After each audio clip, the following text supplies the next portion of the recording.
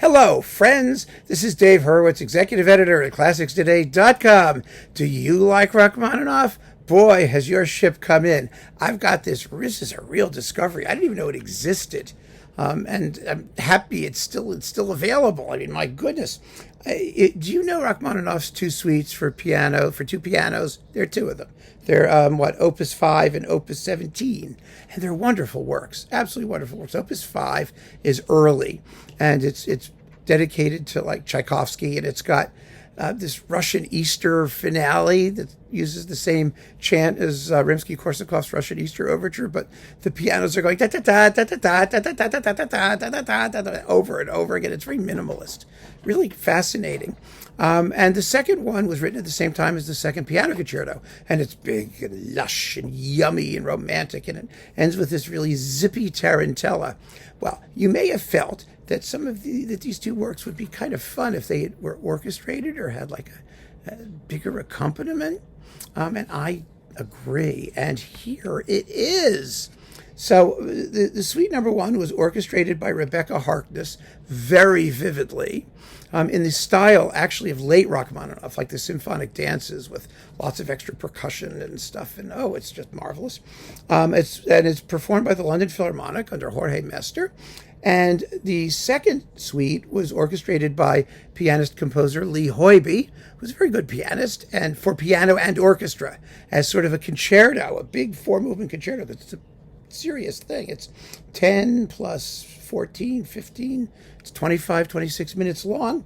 And here we have the London Symphony Orchestra under Lawrence Foster with Hoiby at the piano. And oh my, is this fun! I mean, Rachmaninoff didn't write tons of music, and he didn't write tons of orchestral music. So yeah, I'm like all for this. I really am. The first suite particularly is kind of amazing. The way that Russian Easter comes to life with all the extra bells and things going off. And you also get the original version for two pianos of suite number one. So you can hear what Rebecca Harkness has so ably done.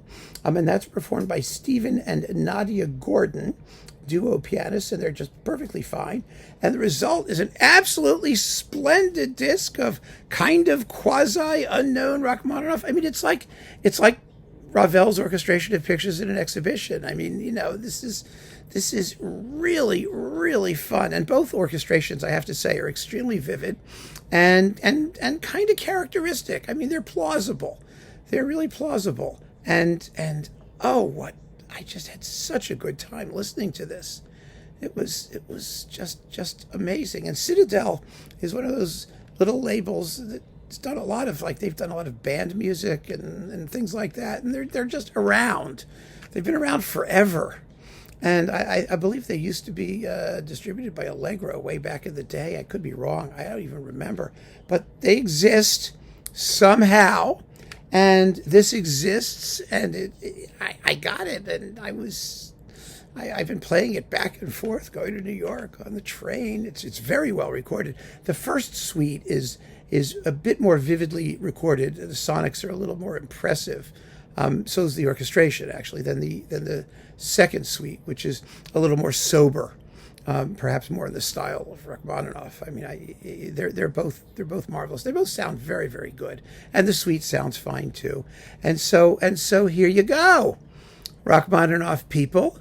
If you haven't had enough Rachmaninoff, or you've always wished for more Rachmaninoff, and I know, I mean, I have Finster here. Yes, hey, Oop. Yes, you're a big Rachmaninoff fan, aren't you? Yes, you are. We know you are. So there we have it. Yeah, I mean, what could be better? Finster and Rachmaninoff. No, seriously.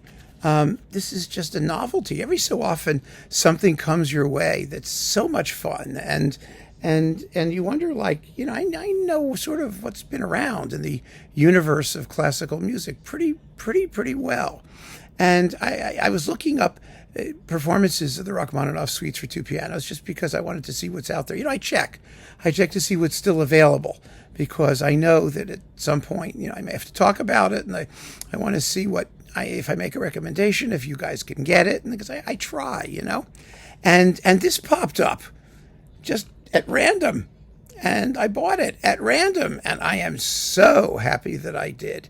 My goodness, this has given me just hours and hours of real pleasure in making the comparisons between the orchestrations and the originals. It's just more fun than we have any right to have, isn't it? Right? I knew you'd think so. Of course she does. So keep on listening, friends. Thanks for joining me. Take care.